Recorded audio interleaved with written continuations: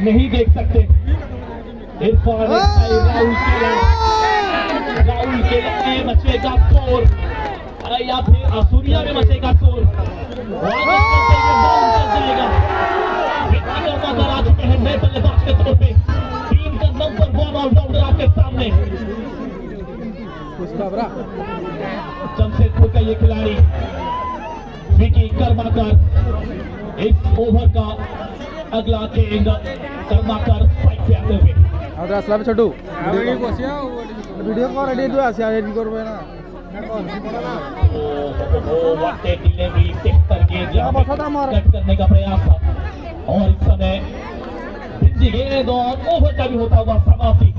यानी कि अगर आप देखेंगे तो फिर 6 ओवर का खेल खत्म। 6 ओवर के बाद टीम का स्कोर 57 रन और 4 विकेट के नुकसान पर 6 ओवर पर 57 रन एवं 4 विकेट भी निभारे। दर्शक मान को देखो माहौल देखो